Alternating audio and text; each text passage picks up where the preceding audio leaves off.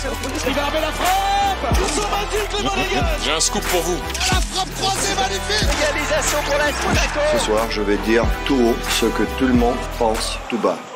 Radio Diagonale, la web radio 100% rouge-blanche. Salut tout le monde et bienvenue pour un nouveau débrief consacré à la victoire de Monaco contre l'Étoile Rouge Belgrade, 5-1, une belle soirée européenne et un débrief avec Rome pour parler de cette brillante victoire, en tout cas 5 buts en Ligue des Champions, ça nous est pas non plus arrivé si souvent, donc c'est quand même un petit exploit.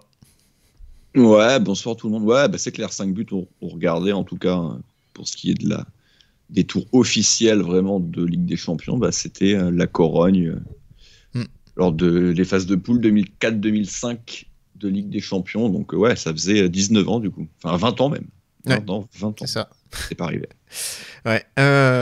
Donc on se rappelle la dernière fois que l'Étoile Rouge était venue à Monaco, ils avaient déjà pris une petite cartouche il y a 2 ans, 4-1 avec un triplé de Voland dans la musette. Là cette fois c'est un doublé de Minamino, c'est un but une cartouche aussi de Singo et également des réalisations d'Embolo qui a enfin ouvert son compteur et donc une autre de Marnès à Cluj dans le temps additionnel de la rencontre à la 96e pour couronner tout ça. On va débuter avec le j'aime pas. Ouais, mon j'aime il est simple, c'est planter 5 buts en Ligue des Champions. Alors certes, l'Étoile Rouge de Belgrade semble être une des équipes les plus faibles de cette compétition. Malgré tout, en marquer 5, c'est pas anecdotique. Et en plus, t'as presque la sensation à la fin du match que il y avait la place d'en marquer un petit peu plus, quoi. En première mi-temps, on a quand même pas mal gâché, particulièrement sur son coup de pied arrêté. Et puis même en seconde mi-temps, voilà, j'ai en tête 2-3 situations qui, avec un peu plus de précision, auraient pu faire mouche, voire un peu plus de réussite, comme cette magnifique frappe sur le poteau de Golovin. Donc, soirée évidemment parfaite pour l'AS Monaco. Et en ce sens, je n'ai pas de j'aime pas, quoi. Oui, on va revenir évidemment sur le but encaissé avec cette faute un peu stupide de Kerrer suite à une mauvaise intervention de Singo. Maintenant, voilà, c'est anecdotique dans une soirée. Voilà, encore une fois, 5 buts en Ligue des Champions, ça faisait 20 ans que ça ne nous était pas arrivé. Difficile de bouder quand même son plaisir ce soir et de trouver un réel j'aime pas, quoi. Oh, Quentin pourrait être grognon. Oui, bien sûr. Bon. Quant à moi, mon j'aime, écoute, je viens de le changer. C'est pas du tout ce qu'on s'est dit avant. Parce que en prononçant, en le disant pendant l'introduction, je me suis rendu compte que oui, c'était quand même aussi un peu l'événement. C'est le premier but d'Embolo cette saison. Ça fait quand même quasiment 15 matchs. 14 je crois si on compte les matchs avec les sélections où il a pas marqué avec la Suisse, qui marque pas depuis le mois d'août, donc c'est quand même énorme pour lui. Ça fait vraiment un moment, ça commençait vraiment à lui peser, et en plus il y avait pas de bonnes prestations aussi. C'était quoi? C'était en Coupe d'Europe avec à l'Euro plutôt, avec la Suisse. Il avait marqué contre l'Italie, non? Oui, je crois, oui, c'est ça. Il marque 2 buts à l'Euro. Il tacle là, mais c'est peut-être pas contre l'Italie. Il marque un but contre la Hongrie et il marque un but contre l'Italie, je crois, si je dis pas de bêtises.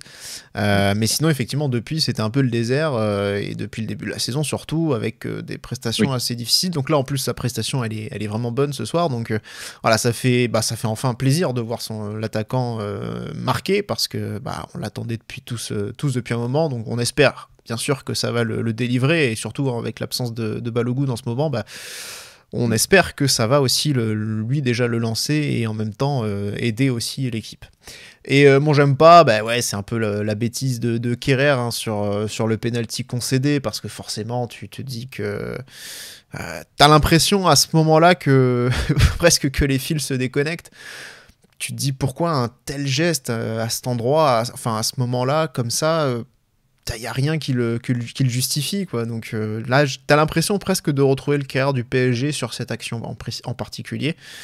Celui qui, sous la pression, peut faire un peu n'importe quoi. Donc voilà. C'est très dommage, c'est le point négatif de cette rencontre aussi. Voilà. Et bien sûr, ça n'exonère pas Singo hein, juste avant sur l'action, où il y a aussi une mauvaise appréciation du ballon. Mais bon, c'est vrai que ce geste-là, c'est difficilement compréhensible. Donc bon, c'est dommage. Maintenant, encore une fois, au final, la victoire, elle est très belle à la fin, et donc on va pas forcément trop s'attarder dessus.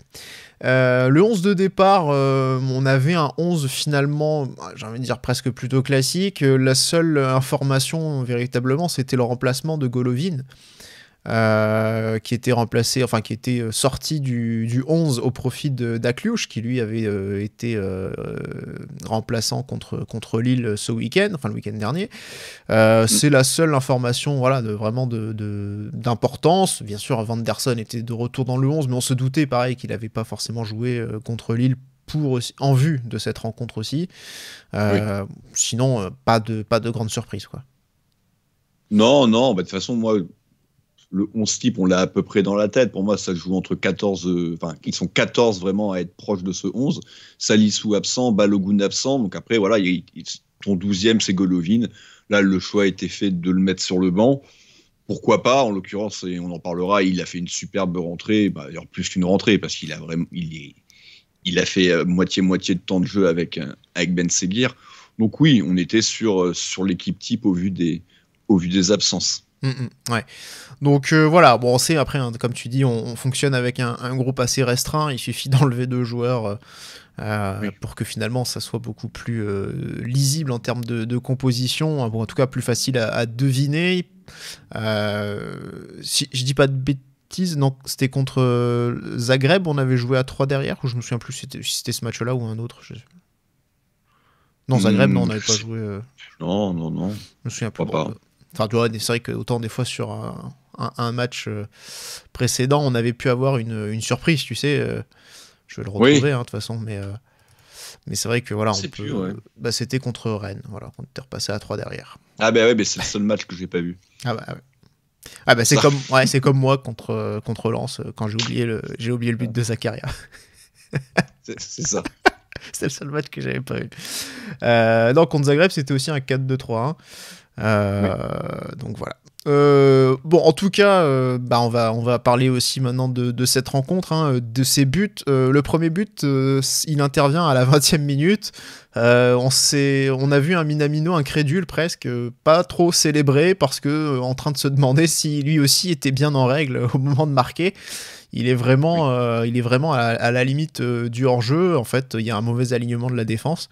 Et en fin de compte, c'est passé.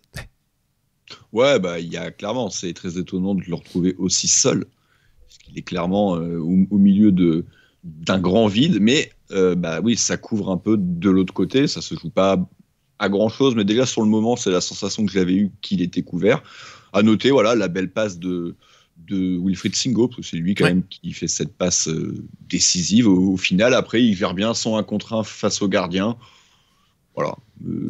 C'est mérité parce que Monaco avait quand même fait un plutôt bon début de match. On avait eu 2 vraies grosses situations lors des 10 premières minutes avec cette tête-épaule de Thilo Kehrer. Ce ballon aussi que Ben Seguir joue pas très bien. Il essaie peut-être de frapper un petit peu trop en force alors que le gardien sort à sa rencontre.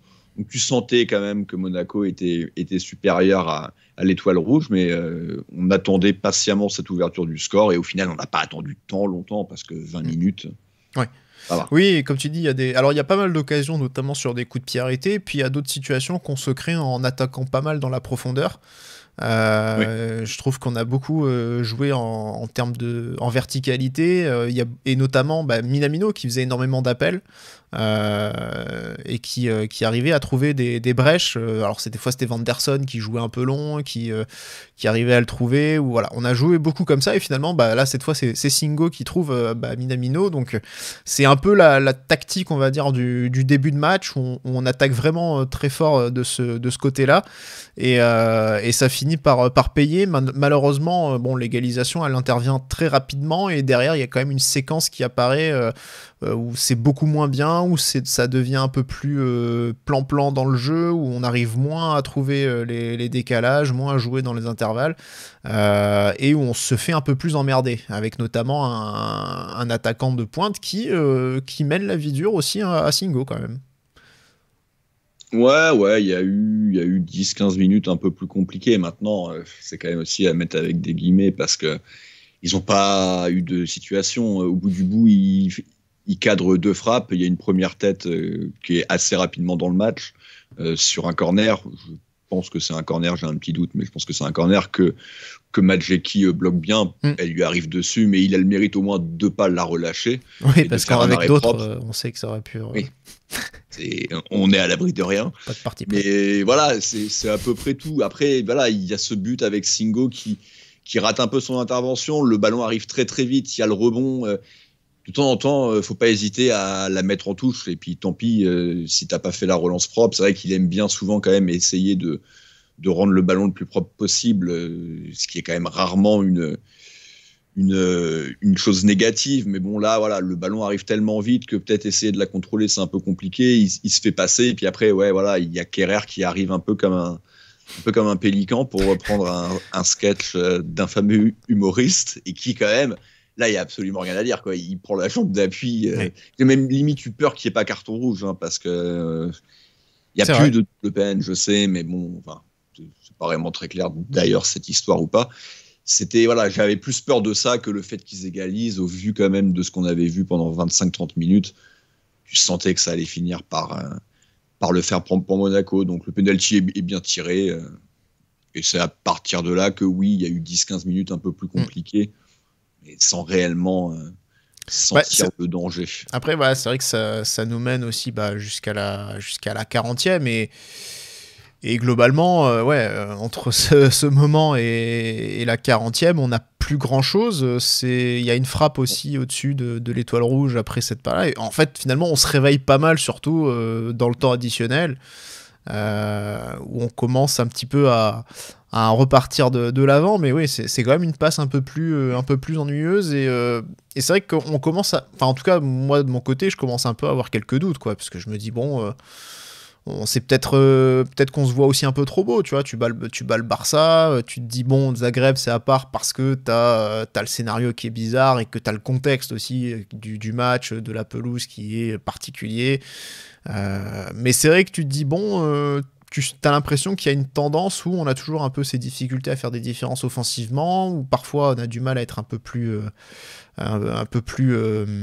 dangereux dans le camp adverse, et t'as le sentiment que voilà, eux ils ont rectifié le tir et nous on force un peu sur certains trucs. Et puis après on a le petit coup de pouce quand même qui permet de faire la différence avec le but d'Embolo, parce que là il y a, tu vois, cette façon de, entre guillemets, cette façon de forcer, ce que je disais, tu vois, on force beaucoup dans l'axe, c'est un peu l'image de cette passe de Ben Seguir qui fait penser à celle qu'il fait pour Balogun contre Rennes, où elle est quand même elle est quand même très intéressante quand même dans cet espace réduit, de pouvoir trouver comme ça vraiment cette verticalité. Mais derrière, quand tu forces, parce que c'est peut-être pas ce que demande le jeu à ce moment-là de faire, vu que la remise d'Embolo elle est pour personne, mais que comme c'est Spajic qui lui remet involontairement, derrière lui la remise fait but, tu vois. Ouais, il y a un petit peu de réussite. Après, si quand même, dans l'idée, il cherche à lancer Minamino, Embolo. Mais oui, quand je dis qu'elle est pour personne, c'est qu'elle est, c'est que personne, enfin, elle arrive pas à destination d'un monégasque. C'est dans ce sens-là que je voulais le préciser. Elle arrive pas, elle lui revient dans les pieds, et une demi-volée un peu acrobatique, il la top un peu, la frappe est pas limpide, mais à cette distance-là, il arrive à tromper le portier. Ça part de lui aussi, il faut quand même aussi le dire. Voilà, ça part de lui, d'une bonne tête en pivot pour Ben Seguir. Clairement, marqué comme ça juste avant la pause, ça fait évidemment beaucoup de bien aux têtes, parce que malgré tout, on aurait eu des regrets de rejoindre les vestiaires à un partout. Oui. Parce qu'on a également, on en a parlé, les coups de pied arrêtés, mais moi j'ai aussi en mémoire cette tête de Wilfried Singo qui aurait pu faire mieux. Enfin, en fait, c'est plus la sensation qu'on n'est pas assez tueur, mais les occasions, tu les as eues, quoi. Ouais, Eux, ils en ouais. ont une, ils la mettent au fond, après c'est un péno. Donc, voilà. Oui, oui, oui. Toi, t'en as déjà 4-5 qui sont assez nettes et t'en mets qu'une au fond. Donc, je trouve que la première mi-temps, elle est bonne. Ok, tu fais 10-15 minutes un peu moins bien. Ouais. C'est compliqué de 90 minutes au top. Hein. Et l'autre coup de pied arrêté dont tu parles, enfin dont tu n'as pas parlé de celui-là, c'est le coup franc qui est juste après le deuxième but, qui est vraiment juste avant la pause, que Zakaria reprend, rate un peu sa tête, le ballon rebondit sur son bras, c'est repoussé par le gardien sur Singo qui lui peut rien faire et arrive pas à la réajuster, donc ça finit dehors. Mais c'est vrai que c'est encore une énorme occasion ça pour Monaco. Et c'est vrai que tu peux vraiment rentrer au vestiaire avec 2-3 buts d'avance en fin de compte. Ah oui, c'est pour ça que je trouve que même la première mi-temps est bonne. Peut-être un ton en dessous de la seconde et on va y revenir, mais essentiellement parce qu'on est moins efficace, moins tueur. Ouais. Mais la deuxième période justement, donc on voit qu'il y a déjà un changement très rapide. Donc c'était mon j'aime initial, c'était l'entrée de Golovin, parce que Golovin fait vraiment une très très bonne entrée. Il remplace un Ben Seguir qui finalement dont le raté a un petit peu gâché sa prestation déjà au bout de 4 minutes, et dont la seule éclaircie finalement c'est sa passe pour Mbolo sur le second but. Entre temps c'est quand même une prestation plutôt ratée de sa part. Golovin lui va faire une très très bonne entrée. On va tout de suite beaucoup le trouver, ça va vraiment beaucoup passer par lui, et en même temps il va jouer avec beaucoup de justesse pour rééquilibrer le jeu de l'équipe. Ouais, c'est le chef d'orchestre. Hein. Voilà, à partir du moment où il rentre, tu sens tous les ballons passent par lui, ce qui permet aussi à Kliouche d'être un peu plus libre sur le terrain, d'être beaucoup plus de mouvement. À Kliouche, on y reviendra, mais sa première mi-temps était correcte sans plus, et la deuxième est vraiment très bonne. Donc ça vient aussi de la rentrée de Golovin, ça soulage aussi un peu Zakaria et Camara qui ont été très bons, mais qui du coup avaient un peu moins cette gestion-là. Donc ouais, la rentrée de Golovin, elle est excellente, c'est juste dommage qu'il ne soit pas récompensé statistiquement, parce que je n'ai même pas l'impression qu'il fasse de passes décisives. Hein. Non. Non, il n'y a pas de passe D pour lui. Après, il a donné des bons ballons, mais... Ouais. Ça n'a pas fait mouche. Non, après, il y a 2 grosses occasions pour lui. Il y a cette frappe qui termine sur le poteau à la 72e. Et il y a cette toute dernière frappe aussi où il s'applique vraiment, mais il ne trouve pas le cadre à la 90e. Il y a celle-là. Ouais. Je l'avais oublié, celle-là. Ouais. Après, tu parlais d'Akluch. Ouais, Akluch, il y a une première situation, une première frappe où le ballon est claqué par Illich. Ça, c'est avant la 50e. Et là, on entre aussi dans une grosse période, un gros temps fort monégasque, avec le troisième but. Le troisième but signé Wilfried Singo, qui intervient à la 54e. Et quel troisième but! Celui-là, on va s'en rappeler un petit moment quand même, parce que des frappes comme ça de 30 mètres aussi sèches, aussi rectilignes, pleine lucarne. Ouais, en plus, ça vient de Singo. Toi, tu aurais été moins étonné que ce soit un de nos 2 milieux défensifs qui fasse ça, puisqu'ils nous ont déjà prouvé qu'ils avaient des vraies bonnes qualités de frappe de loin.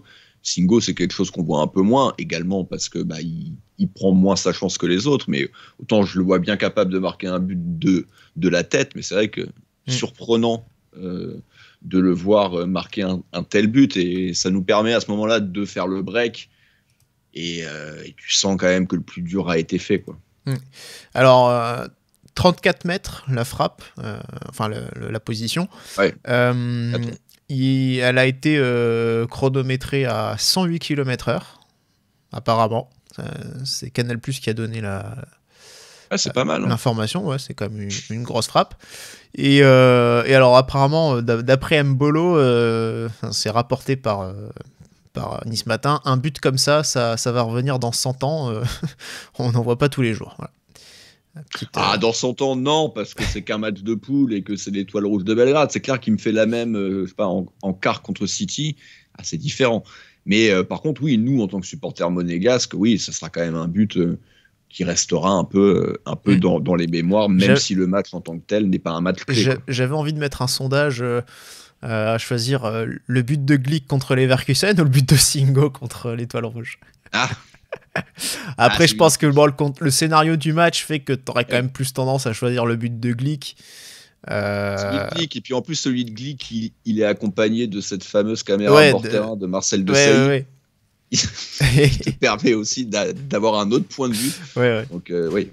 Mais c'est vrai que t'as ça, puis en plus, bon, tu connais le parcours que t'as derrière, et forcément, ce but de Glick, tu sais qu'il a une importance aussi considérable dans le parcours, finalement, par rapport au nombre de points et il est beau aussi. Et il est beau aussi, effectivement. Donc voilà, je disais justement, c'est un gros temps fort monégasque, parce que mine de rien, après le troisième but de Singo, il va pas y avoir seulement ça, il va y avoir un possible doublé d'Embolo qui va être refusé. Donc là, on est juste vraiment 2 minutes après le but de Singo. Embolo qui reprend un centre. D'Akliouche, non Je sais plus de qui, si c'est Akliouche. Je crois. Parce que c'est Akliouche ou Vanderson, hein, vu l'endroit du terrain. Et en tout cas, voilà, ce but qui va être refusé. Alors au départ, on pense qu'il va être bon. On pense que c'est Embolo. Ensuite, au ralenti, on pense que c'est un CSC. C'était Seol, le défenseur coréen. On pense que c'est lui, parce qu'en plus il y a un contact avec les deux joueurs qui restent au sol, entre Seol et Illich, donc les deux coéquipiers qui se télescopent, donc c'est un peu flou. Et puis finalement la conclusion, c'est que le but est refusé parce qu'en fait on voit vraiment ralenti que c'est l'épaule gauche d'Embolo qui renvoie le ballon dans le but, et donc là c'est refusé. Ouais, c'est dommage parce que la galette est belle, il arrive vraiment pleine vitesse et c'est quand même une énorme situation de but, une tête autant à bout portant, il est limite presque trop près du gardien, ce qui fait qu'il peut pas vraiment mettre énormément d'angle. Le gardien l'arrête bien et elle lui revient dessus. Et en fait, ouais, sur le moment, t'as plus peur d'une faute d'Embolo aussi qu'autre chose comme raison de surtout quand tu vois supprimer le but. Quand tu vois la masse du bonhomme, forcément.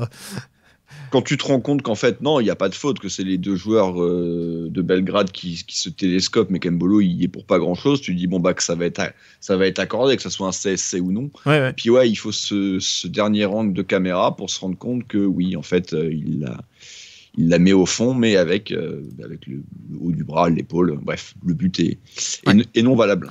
C'est dommage, en tout cas, ça aurait pu être un beau doublé pour Embolo. C'est Akliouche qui centre. J'ai l'impression que j'avais... de vérifier les images. En tout cas, c'est que partie remise, parce que c'est vrai que là, Monaco a vraiment la main sur la rencontre. On a quand même le 4e but inscrit par Minamino. Donc là, c'est aussi une belle action, et s'il n'y a pas eu de 2e but pour Embolo, il y aura au moins une passe décisive.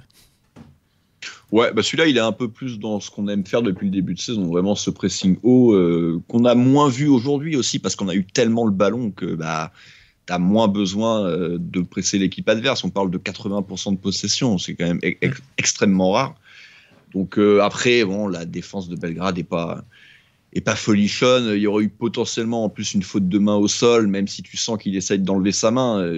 Si le ballon ne parvient pas à Embolo à cause de ça, c'est difficile de pas siffler pénaux. Comme il enlève sa main, le ballon passe quand même. Embolo est altruiste et il la donne à Minamino. Oui. Bon, on peut noter le pressing. Maintenant, la défense, on souffle. Hein. C'est pas extraordinaire, quoi. Ouais. On va pas se mentir. Ouais, c'est vrai que c'était une rencontre difficile pour eux. Hein. Ils ont fini la rencontre à 10 en plus, parce que presque à 9. Puis presque à 9, voilà, je sais plus c'est quel joueur qui sort ou à quelle minute, je crois que c'est autour de la 80e, je pense, il se retrouve. C'est leur latéral droit, là. C'est Olayinka, ouais. En plus, qui était gauche, non? Il jouait à gauche, Olayinka. C'est lui qui sort, je crois. C'est qui finit pas le match, non? Je me souviens plus. Il jouait à gauche, mais quand il sort, il est à... Non, il est à droite quand il sort, parce que c'est en bas de l'écran qui se blesse. C'est l'autre qui se blesse en haut. Peut-être qu'il a inversé quand il y a eu le champ. Non, j'avoue, je sais pas. En tout cas, c'est lui qui sort. C'est sûr. Mais sachant qu'en plus, ils ont... c'est une équipe... ce qu'ils disaient... Alors, ils ont annoncé sur Canal, c'est ça, 32 départs, 33 arrivées depuis en l'intersaison, ou je sais plus quoi. Enfin, c'est vrai que ça, par rapport à l'équipe qui avait joué il y a 2 ans, il restait seulement 2 joueurs, dont Rodic,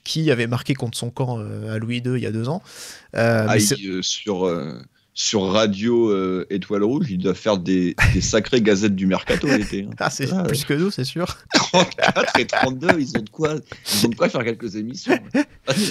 Donc en tout cas, voilà, lui il sort sur blessure, donc c'est vrai qu'il finit à 10. Mais en plus, le Olayinka en question, c'est même pas un défenseur de métier, donc c'est-à-dire qu'ils ont, malgré tout, ils ont des blessés, ils ont dû bricoler un petit peu. Alors ils ont joué plus peut-être en 3-4-2-1. Donc du coup il était plus dans un rôle de piston, mais c'est vrai qu'à la base c'est plutôt un ailier ce gars-là, et donc il se retrouve dans un poste un peu comme nous avec Diatta, quoi, tu vois. C'est pour ça que je me demande s'il était pas passé, s'il n'avait pas changé de poste en fait quand il se blesse, parce qu'encore une fois il se blesse, il est sur le côté droit, donc il n'y a pas de raison s'il est latéral gauche, quoi. Oui, il est effectivement il est sur le droit, donc il y a dû avoir un réajustement. C'est vrai que j'ai pas forcément fait attention à ça. Oui. Mais voilà, on en est à 4-1, et bon, Akliouche va donc mettre le dernier but. Donc il y a eu d'autres situations évidemment entre temps. J'ai oublié d'ailleurs la situation quand je parlais du gros temps fort autour de la 50e, la grosse occasion de Caio Henrique sur l'ouverture d'Akliouche. Je sais pas si tu t'en souviens, avec l'intervention du gardien juste devant lui. Compliqué de faire mieux, mais oui. Donc il y a... Ouais. Il y a ce poteau pour Golovin autour de la 70e. Il y a finalement ce dernier but. On gagne 5-1 et finalement on se dit ouais, c'est quand même bien, parce que 4-1 on avait l'impression que c'était pas assez. Ouais, 4-1 clairement c'était un peu dommage. Parce que là tu le dis, il y a les deux occasions de Golovin, il y a Matarazzo aussi qui envoie une chandelle 20 mètres au-dessus de la barre. Donc ouais, il y a plusieurs situations, et puis Akliouche qui met 5e un peu dans son style. C'est toujours très smooth, très moi j'adore ce joueur. Ouais, voilà. J'aime bien ce terme. J'aime ce joueur. Mais moi qui était alors dire qu'il était aussi fort que Bernardo au même âge, j'y crois encore. Tu pourrais dire qu'il marque dans ce style très bernardesque, justement. Enfin, moi je trouve que c'est un peu ce but qu'il met, c'est un peu le but qu'il met aussi contre Barcelone. Dans l'esprit, c'est-à-dire cette idée de percer, de se réaxer un peu. Hein ? Je trouve que celui de Barcelone est plus dans le style de Bernardo, parce que c'est un peu plus électrique, c'est un peu plus... Là, c'est vraiment c'est la frappe en tant que telle, quoi. Là, c'est vraiment... c'est placé parfaitement, pas trop en force, mais... Voilà, parce qu'après, Bernardo, il en mettait pas mal aussi, justement, ce petit crochet intérieur gauche et frappe filet opposé, tu vois. Son Bernardo était énorme. Hein. Ouais, non, mais clairement.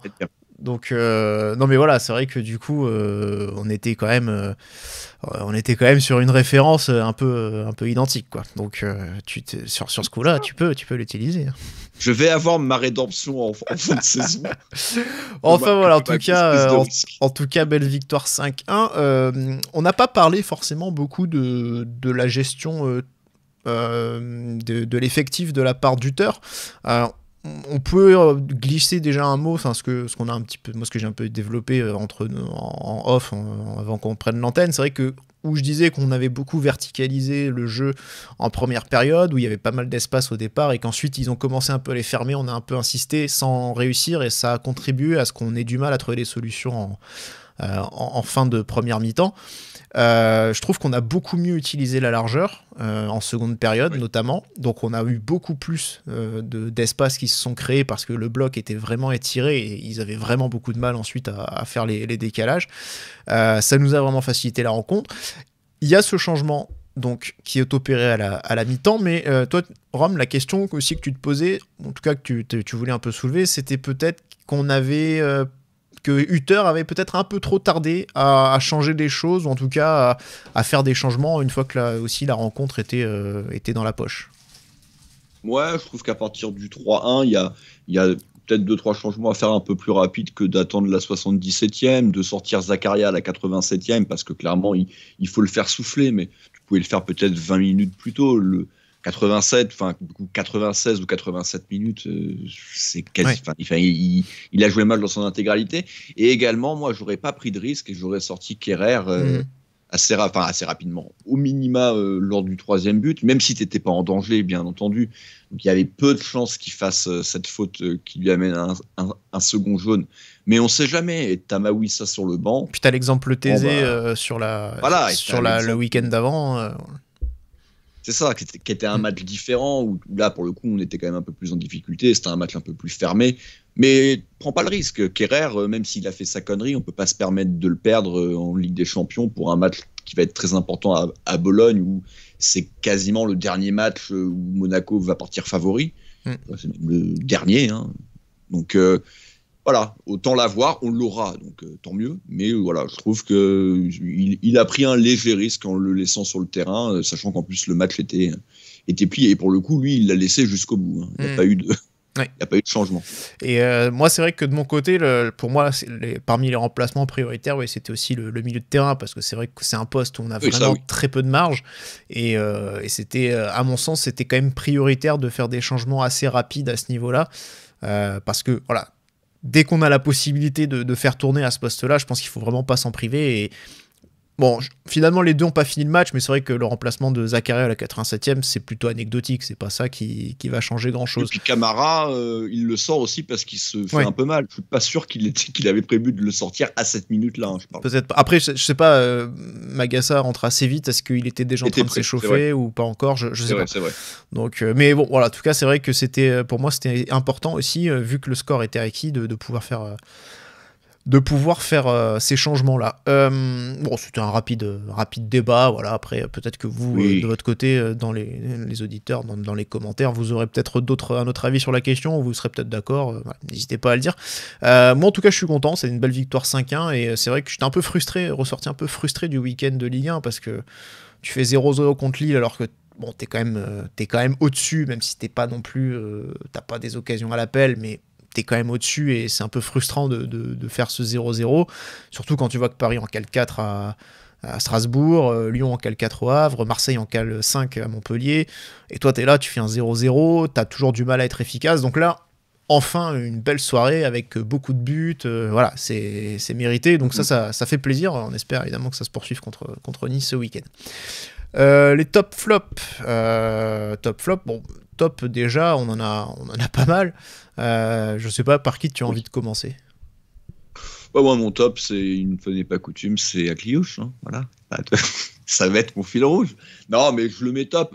Il y a évidemment Golovin aussi, mais Golovin, c'est que sur une mi-temps, donc c'est pour ça que je vais plus sur Akliouche, qui a été là pendant les 90. Sa première n'était pas extraordinaire, mais il n'y avait rien non plus de mauvais de sa part, et la deuxième mi-temps est vraiment très bonne. On l'a dit, il est buteur, il est passeur décisif. C'est également lui donc qui fait ce magnifique centre sur le but finalement refusé à Brelembolo. Donc voilà, je l'ai trouvé vraiment très, très, très intéressant en seconde mi-temps. Il a beaucoup bougé, il a beaucoup dézonné, il s'est procuré beaucoup de situations. Et puis j'aime sa technique, j'aime sa façon de jouer au foot. C'est exquis. Voilà. Non, mais ça, je suis d'accord, j'adore aussi. Moi, j'attends encore quelques mois pour faire la comparaison avec Zidane, mais vous n'êtes pas encore prêt. J'attends encore quelques mois. Ouais. Moi, écoute, je pense que tu peux montrer dans le train Ben Seguir plus fort que Maradona d'ici peu, à mon avis. Ça arrive fort. Bon, en tout cas, alors attends. On a Minamino. C'est vrai qu'on en a finalement assez peu parlé dans ce débrief. On parle de son but, enfin de son doublé, mais c'est vrai qu'au-delà de ça, on parle assez peu de lui dans le reste de l'émission, et pourtant c'est quand même un vrai bon match de sa part. Si je dis pas de bêtises, il a marqué qu'un seul but cette année. C'était en Ligue 1, ouais. Voilà, en Ligue 1, c'était contre Saint-Etienne, donc c'est la première journée, donc c'est vrai que pour lui aussi, mine de rien, ça faisait quand même un moment qu'il avait pas marqué, même s'il a eu aussi... Ah non, il a 3 buts, je dis. Et bah ça en fait 2 ce soir, donc ça fait 3. Ah bah oui, non, putain, j'ai mis trop de trucs à jour. Il avait obtenu le rouge contre Barcelone en gros sec. Oui. Voilà. Puis il y avait une passe D aussi en Ligue 1 pour sa part, mais c'est vrai que voilà, jusqu'à présent, il a eu des performances assez moyennes. Pas au niveau de l'an dernier, ça c'est certain. Donc là, c'est une belle performance de sa part, dans les espaces, qu'il y avait dans la défense. Il s'est quand même régalé pour s'infiltrer, pour aller semer un petit peu la zizanie. Donc une belle rencontre pour sa part. Golovin, forcément, hein, ça fait partie des tops pour moi. Son entrée en jeu, elle est vraiment très bonne. Mbolo, je pense que forcément, parce que au-delà de son but, de sa passe D, la première période, il fait partie des bons éléments offensifs. Justement, quand pour moi, tu as un Aklouche et Ben Seguir qui sont en dessous, sur cette mi-temps, je trouve que tu as justement Minamino et Mbolo qui, eux, au contraire, sont au niveau et sont bons sur la première période. Donc Mbolo, c'est sur le travail aussi dans le jeu dos au but, dans les remises, dans la façon dont il a réussi à peser sur la défense. Tout ça, je l'ai trouvé vraiment intéressant. Je sais pas si tu as envie d'épiloguer un petit peu, de développer un peu sur ces joueurs-là. Non, mais je suis plutôt d'accord. Mbolo, déjà, rien que but et passe D, c'est quand même plutôt positif. Mais c'est vrai que même le reste, c'était pas mal. La première mi-temps, on a retrouvé un peu plus le Mbolo qu'on aimait lors de sa première saison. Maintenant, évidemment, c'est à confirmer contre d'autres équipes. Mais voilà, c'est mieux que rien. On espère que ça va lancer sa saison et que ça va redevenir le Mbolo qu'on aimait tant lors de sa première saison. Moi, j'ai envie de rajouter Singo dans les tops malgré tout, parce que là, je suis devant Canal, ils sont en train de remontrer tous les buts. Et c'est vrai que son intervention, là, elle est juste là. Elle est pas extraordinaire sur le penalty. Malgré tout, Kerrer n'est pas non plus obligé d'aller torpiller le joueur de Belgrade, mais voilà, il y a cette belle passe décisive pour Minamino, il y a ce but quand même qui sort de nulle part. Et puis pareil, moi j'aime énormément le joueur, je trouve quand même qu'il dégage une puissance physique, qu'on voit rarement quand même avec les joueurs, même dans les grands clubs. Ouais, j'ai beaucoup de mal à l'évaluer sur son match, parce qu'effectivement, il y a son but, il y a cette passe D. Après, globalement, ça a été plus tranquille, mais il a quand même il a connu un mauvais quart d'heure avec NDI, où justement il avait des interventions un peu hors de propos, un peu trop brusques. On sent qu'il a eu du mal quand même dans le jeu de haut but, qu'il s'est pas toujours forcément bien positionné par moment. Donc c'est vrai que c'est une performance. Et il y a cette erreur d'appréciation qui amène aussi l'occasion du penalty. Donc c'est vrai que finalement il y a aussi des moins dans sa rencontre. C'est vrai que j'ai un peu de mal à l'évaluer. Je sais pas, franchement je réfléchis encore sur sa note à lui donner.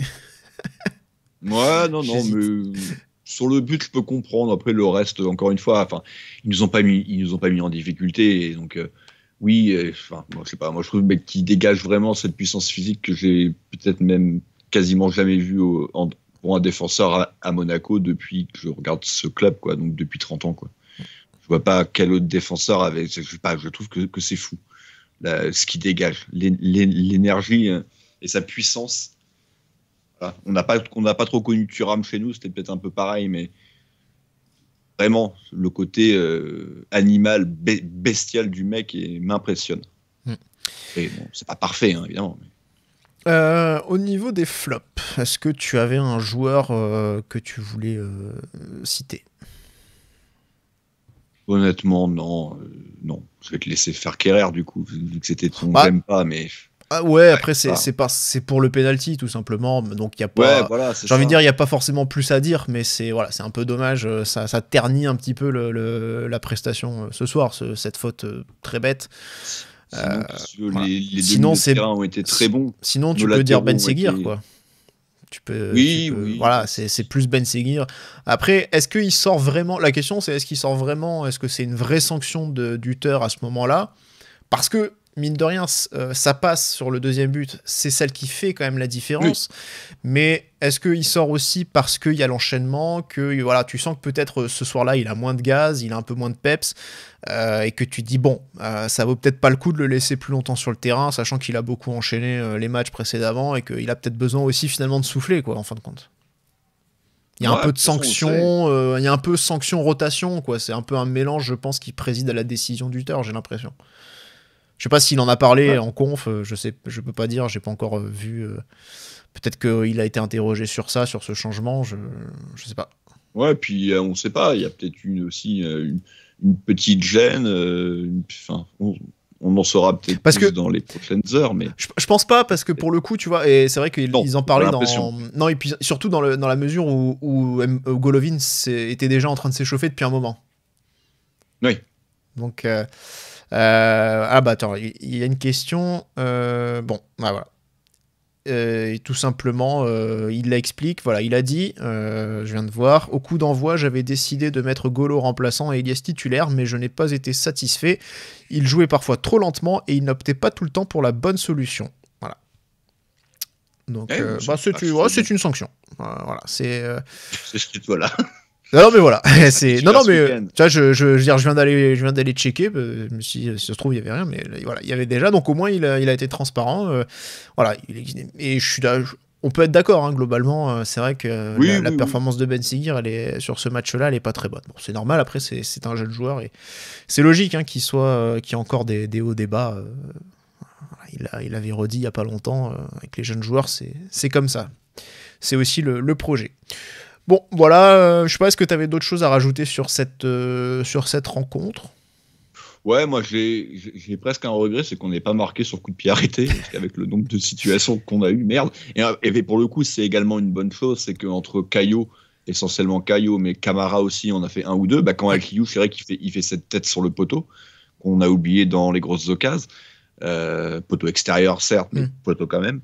On tire vraiment bien les coups de pied arrêtés, donc c'était un peu mon j'aime pas de ce week-end aussi. Arrêtez de tirer vos putains de corners à deux, tirez directement. On a des super tireurs et on a quand même Zakaria, Singo, Kerrer, Mbolo, on a quand même des sacrés marmules qui sont pas maladroits de la tête, quand ils les prennent pas de l'épaule. Donc tirez tous les coups de pied arrêtés direct. On a déjà marqué 5 buts sur corner, si j'ai bien compris, sur coups de pied arrêtés. C'est une de nos vraies forces, donc arrêtez de tirer à deux, s'il vous plaît. Eh ben, espérons qu'ils t'entendent. Et bien sûr. On sait qu'on a une ligne directe dans le bureau du terre. Là, il va rentrer chez lui. Demain, quand il arrive au bureau, le premier truc qu'il fait, c'est mettre le débrief de Radio Diagonale sur YouTube, sur sa télé. Il attend même la publication. Là, exactement. Vers minuit. Voilà. Il a activé la cloche pour avoir la notification. Il va s'endormir avec. C'est son ASMR. On peut conclure avec la rubrique prono. Donc, les pronos de Belgrade. Donc, de ce match, c'était pour toi, Rome, une victoire de Monaco 1, 2 ou 3-0. Donc, en gros, on gagnait et Belgrade ne marquait pas. Ouais, j'avais dit aussi que si ça faisait 4, c'était tant pis pour moi. En l'occurrence, tout est faux parce qu'on en a mis 5 et on en a pris un. On a pris un. Adrien, alors c'était le prono à l'image de ses combis foireux le reste de l'année.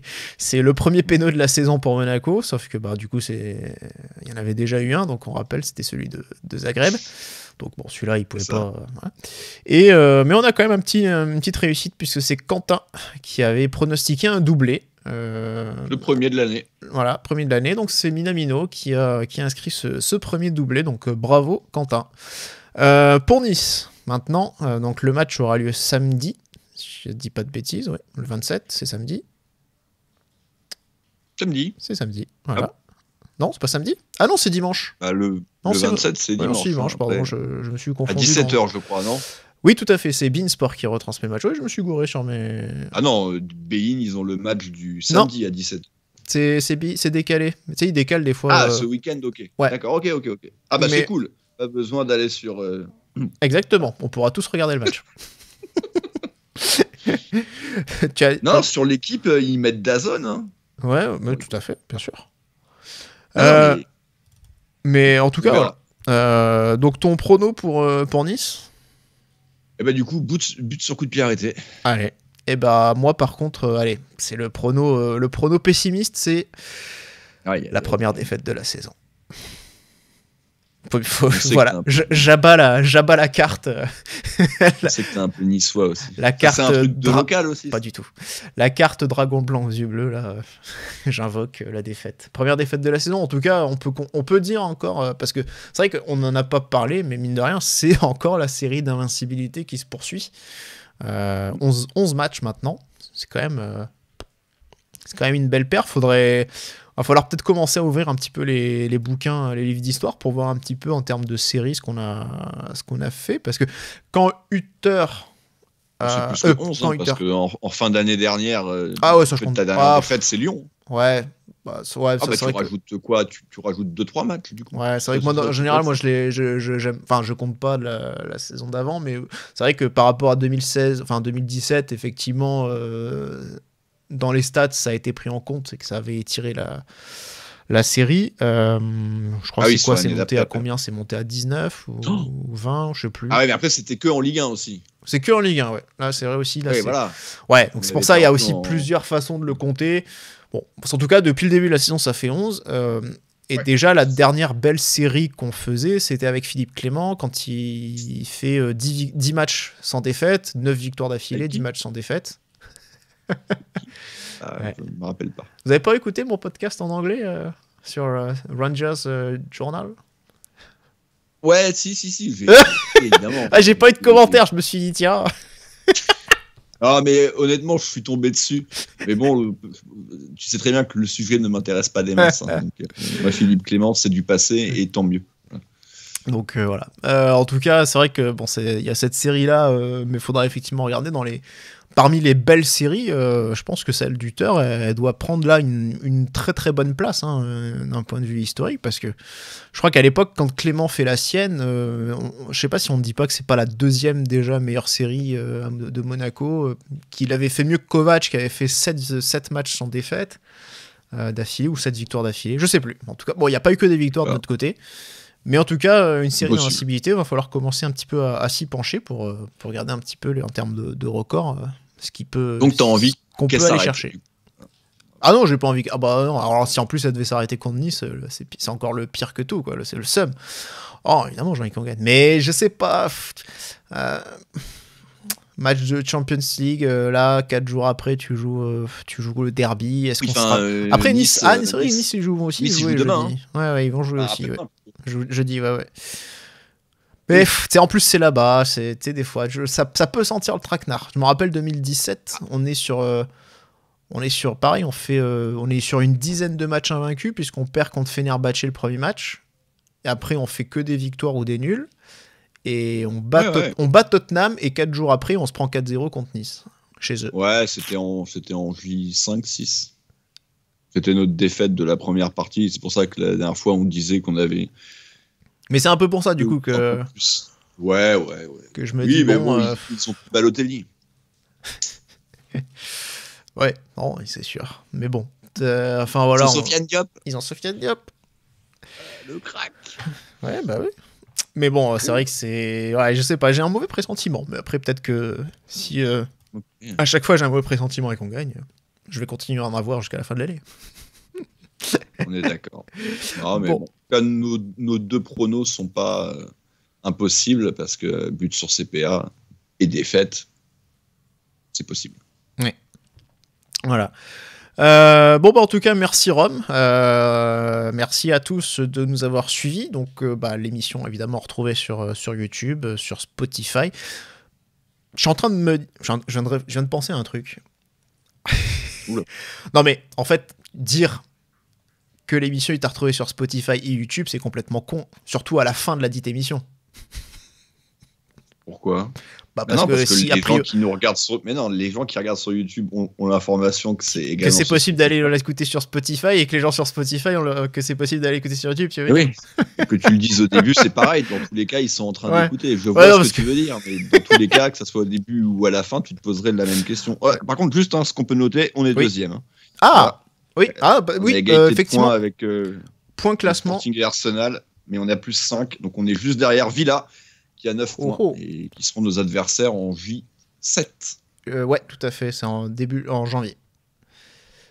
Oui, effectivement, oui, c'est vrai qu'on a été premier pendant un quart d'heure. Oui. Le temps que le match de Dortmund commence, et que du coup ils prennent 7 points, enfin ils prennent un point provisoire via le 0-0. Et dans le pire des cas, on sera... Benfica peut nous passer devant, Brest ou Leverkusen qui s'affrontent, Liverpool. Donc, et potentiellement City, parce que s'ils gagnent de 2 buts, potentiellement l'Inter.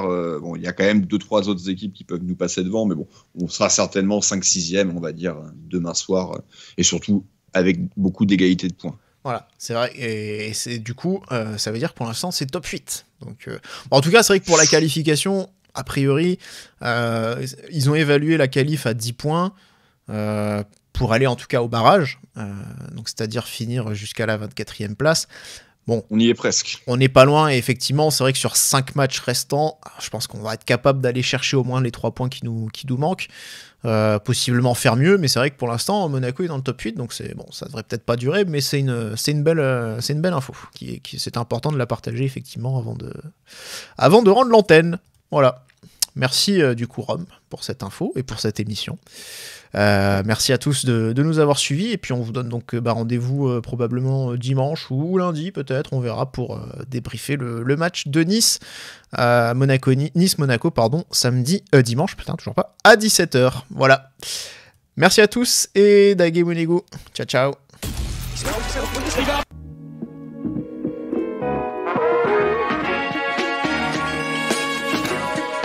Et bisous.